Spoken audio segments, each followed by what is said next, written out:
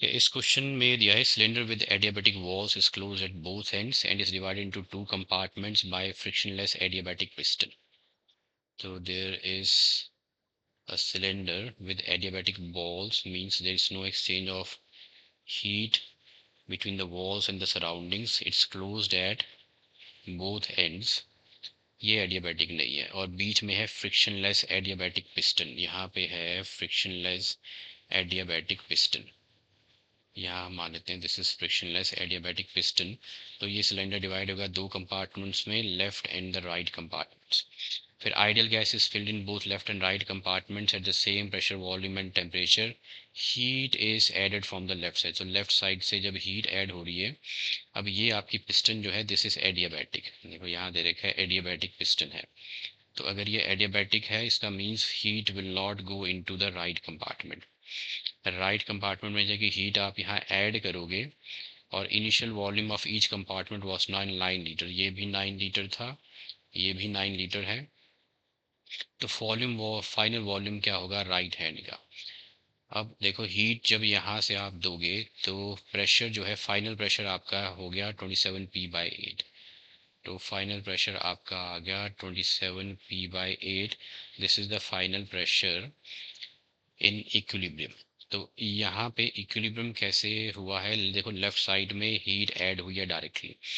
अब पिस्टन जो है ये एडियाबैटिक है तो यहाँ पे हीट जाएगी नहीं. अगर हीट इधर जाएगी नहीं तो, और ये फ्रिक्शनलेस है तो it will move towards the right. Friction this piston will move towards the right, giving the adiabatic compression to the right compartment. Right compartment में हो जाएगा आपका एडियाबैटिक कंप्रेशन. तो यही एडियाबैटिक जो इक्वेशन है हम यूज़ करेंगे फॉर द राइट कंपार्टमेंट के लिए.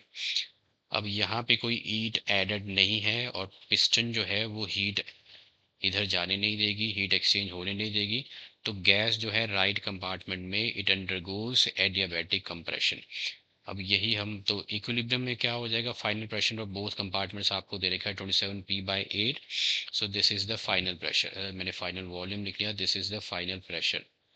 This is the final pressure. आप बोल सकते हो at equilibrium the final pressure of both compartments will be equal to 27 P/8. Okay, अब हम यूज़ करते हैं एडियाबैटिक प्रोसेस के लिए जो इक्वेशन है. So for adiabatic process for right compartment में लगाएंगे because it undergoes adiabatic compression. For gas in the right compartment adiabatic gas equation says the P1 V1 raised power gamma is equal to P2 V2 raised power. P1 जो है वो initial pressure है जो कि है P, और P2 जो है वो फाइनल प्रेशर है जो कि है 27 P/8. 27 P/8.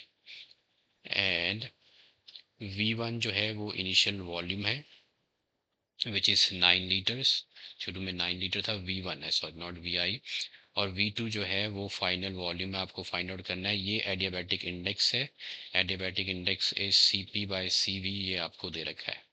CP/CV is 1.5. सो ये आपको 1.5 दे रखा है. Let's put all these values here. P1 आपका P है, V1 आपका 9 है, ये 1.5 मीन्स 3/2. इसको मैं यहाँ डालूंगा 3/2 इज इक्वल टू P2 आपका है 27 P/8. फाइनल वॉल्यूम आपको फाइंड आउट करना है. ये रेस पावर इधर भी गामा है. सो दिस इज 3/2.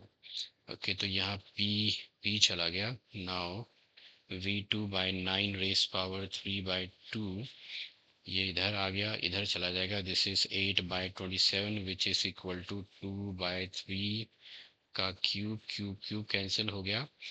हाफ का इधर बन जाएगा square. So V2/9 is equal to ये आ गया 4/9. 9 चला गया. फाइनल वॉल्यूम जो है वो आपका 4 लीटर है.